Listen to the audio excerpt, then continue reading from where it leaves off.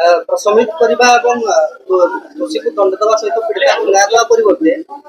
मुख्यमंत्री ममता बानार्जी कहते जदि वेस्ट बेंगल में न्याय जड़ प्रथम कथा वेस्ट बेंगल में न्याय जड़ वेस्ट बेंगल में कहीं न्याय जड़ भारत वर्ष एक गणतांत्रिक राष्ट्र क्यों राज्य में न्याय जड़ाई ना सरकार ना लोक मैंने चाहिए कौन न्याय जड़ द्वितीय कथा वेस्ट बेंगल भली राज्य में एभली एक घटना जो भली भावे अगणतांत्रिक भावे जड़े मुख्यमंत्री तांकर मत रखुचंती कोठी ना कोठी सारा गणतंत्र प्रति एक उपहास भली लगुच एवं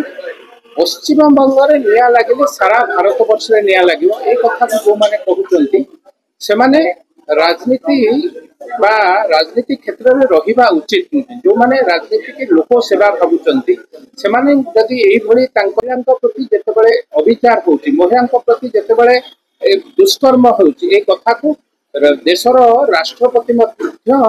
निंदा कड़ा भाषा निंदा करचंती एवं कोठी ना कोठी ए घटना रे दुख प्रकाश मध्य करचंती एभली घटना घटिबा उचित नुहे एवं जितेबाला वेस्ट बेंगल में घटना घटुंट से राज्यर मुख्यमंत्री कहते मो राज्य जदि निया जड़ब अन्य राज्य में परिमाण भोगवा पड़ो एक कथा कहला बेले कहूँ से 100 थर चिंता करने गोटे राज्यर मुख्यमंत्री आपण शासन में जड़े महिला न्याय पाऊना धर्षण दुष्कर्म करा प्रतिवाद गणतांत्रिक पद्धति जो माने विरोध करुँच जो माने गणतंत्र पद्धति कौटी टायर जलुंट कौटी डेमोन्स्ट्रेशन करुँच से कथा को सामना करने परिवर्ते एभली गणतांत्रिक अगणतांत्रिक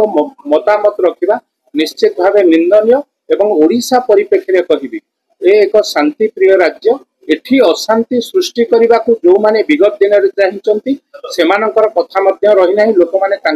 रखी ना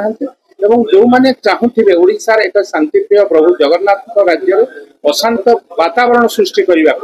को कहीं साधारण लोक क्षमा देवे ना आगामी दिन में एक कथारू चाहिए वेस्ट बेंगल बा बंगाल मुख्यमंत्री एक कथारू क्षांत रुहतु एवं लोकों काम करंतु महिलांक काम करंतु महिला न्याय दियंतु।